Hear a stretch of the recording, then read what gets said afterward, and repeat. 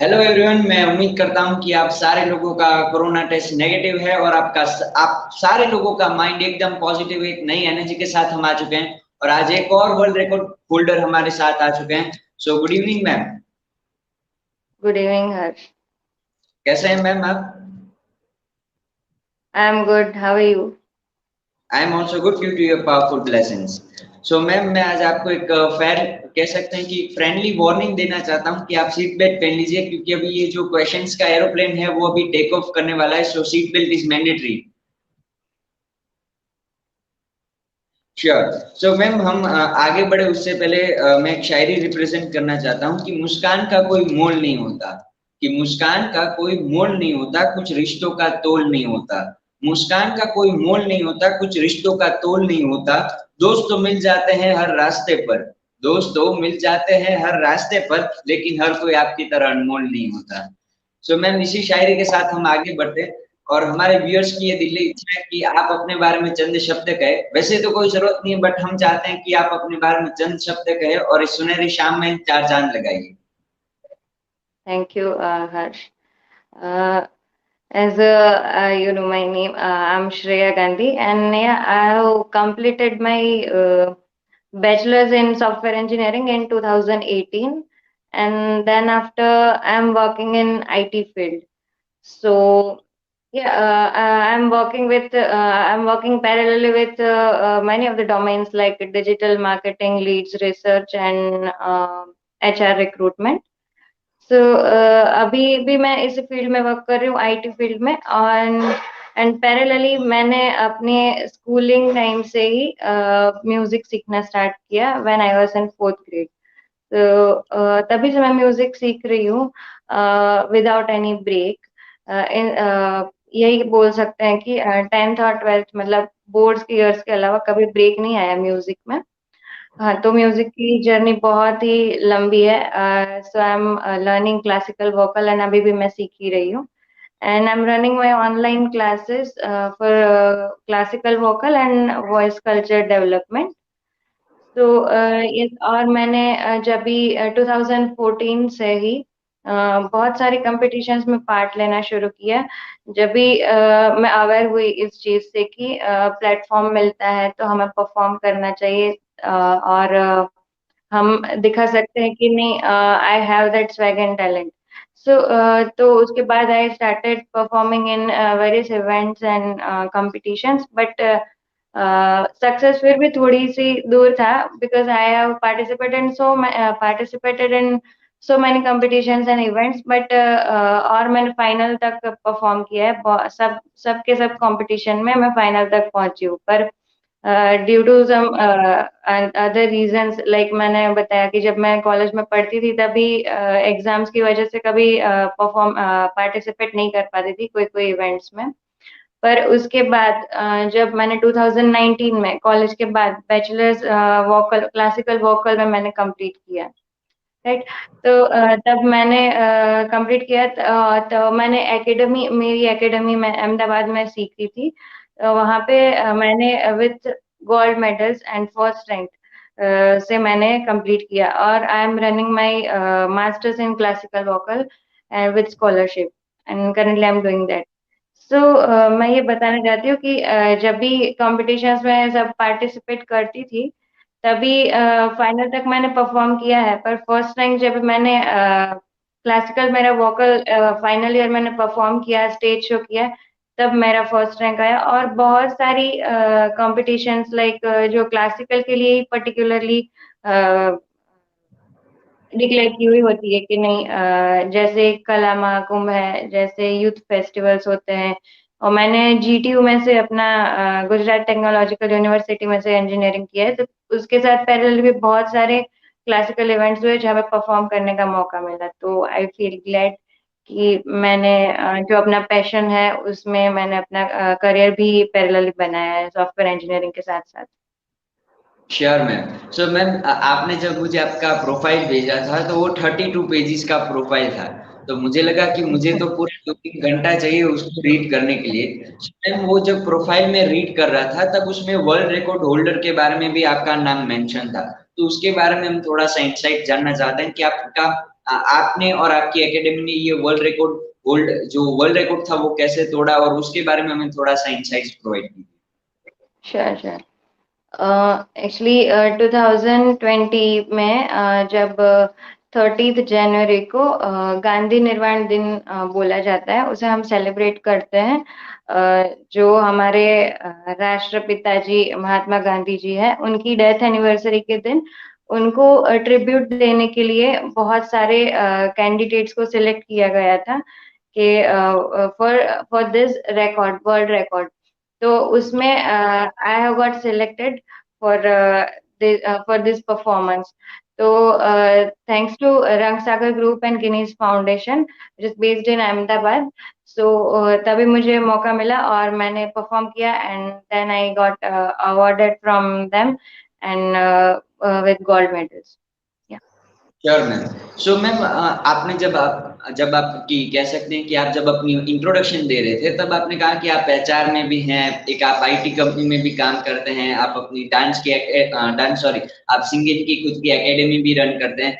So ma'am, मेरा next question इसी के रिलेटेड है कि आप एज एचआर रिक्रूटर जब किसी कैंडिडेट को हायर करते हैं, तब आप उसमें क्या देखते हैं? आप उसका कम्युनिकेशन देखते हैं, स्किल्स देखते हैं? आप एज ए जनरल एचआर आप कौन कौन सी चीजें देखते हैं कि जब आप कैंडिडेट को हायर करते हैं? Yes, there are so many factors, Harsh.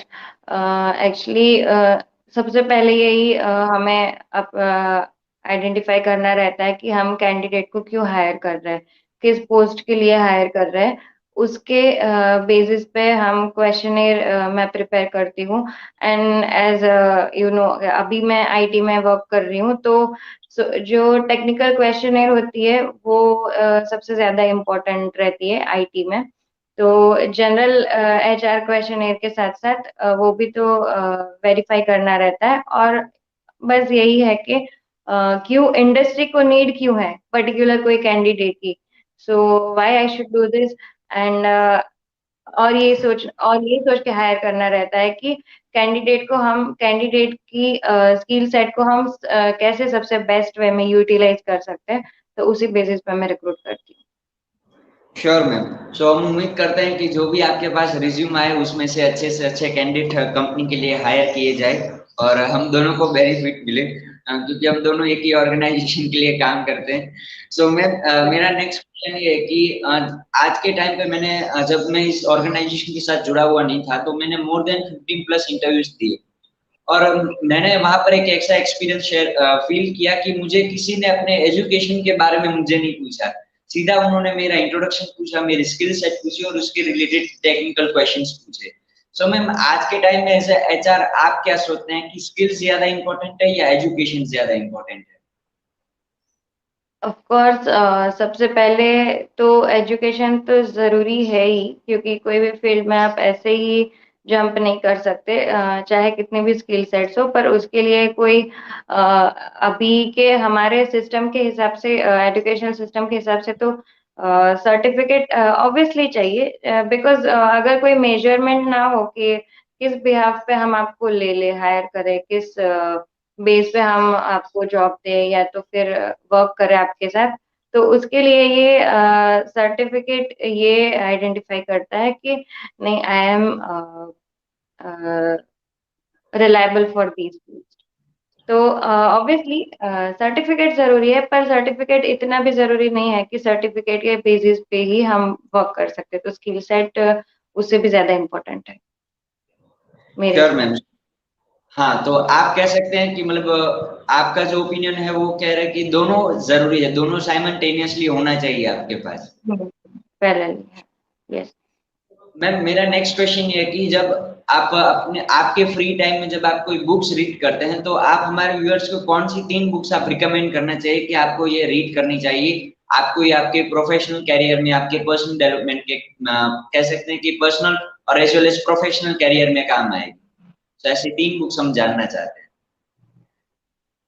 Okay, see, I mean personal development के लिए तो हमारा खुद का ही एनालिसिस जरूरी होता है। पर बुक्स मैं बोलती हूँ कि मैं इंस्पिरेशन के लिए बोल सकती हूँ कि बुक्स हमें रीड करनी चाहिए। सबसे पहले मैं बात करूंगी कि Indian author Sudha Murty, she is one of the my favourite author, so I use to read her books, so I recommend कि उसकी बुक उनकी बुक रीड करनी चाहिए। तो मैंने बहुत सारी उनकी बुक्स रीड की हुई है, और मैं रेकमेंड कर सकती हूँ कि 3000 स्टिचेस बुक रीड करेंगे तो बहुत इंस्पायर होंगे, और हम कभी मतलब ऑर्डिनरी ऑर्डिनरी बन के भी एक्स्ट्रा ऑर्डिनरी लाइफ जी सकते हैं, क्योंकि अगर ऐसे इंस्पिरेशनल थॉट्स पढ़ेंगे तो वो ज्यादा हेल्पफुल रहेगा हमें, or sure ma'am. positivity really. Yeah. And I would like to recommend one another book is it is actually not a book, but I think सबको अपनी लाइफ में एक बार तो रीड करनी ही चाहिए Shrimad Bhagavad Gita, and because no one can be the inspiration like Lord Krishna. Okay. Sure ma'am. So कह सकते हैं कि आपके विवेक बिंद्रा के और बहुत सारी पर्सनालिटीज के आइडियाज एक ही बुक के ऊपर डिपेंड है, वो है Shrimad Bhagavad Gita. Sure, sure, definitely. Ma'am मेरा लास्ट क्वेश्चन ये है कि आज का जो हमारा यूथ है वो पूरा दिन इंस्टाग्राम पे बैठा है, ट्विटर पे बैठा है, जो बड़े बड़े लोग हैं उनके ट्वीट को रीट्वीट करके खुद का टाइम पास कर रहे हैं, तो आप उनको क्या एडवाइस देना चाहते हैं? Okay. ये इंस्टाग्राम, ट्विटर, जो भी प्लेटफॉर्म्स है, एक पॉजिटिव वे में देखें तो वो बहुत ज़रूरी है, ताकि कभी भी हम अभी डिजिटल मार्केटिंग के टाइम पर अगर अपडेटेड नहीं रहेंगे तो भी प्रॉब्लम है, रहना चाहिए, बट ज़्यादा नहीं रहना चाहिए, क्योंकि उससे हमारे करियर पे भी इफ़ेक्ट पड़ेगा, नेगेटिव इफ़ेक्ट पड़ेगा। तो मैं रेकमेंड करूँगी कि अपडेटेड रहने के लिए हम यूज़ कर सकते हैं, और वर्क कर रहे हैं तो भी यूज़ कर सकते हैं।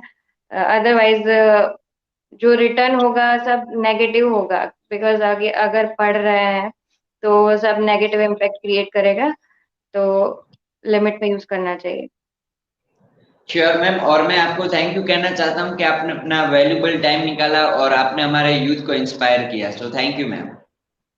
Thank you, thank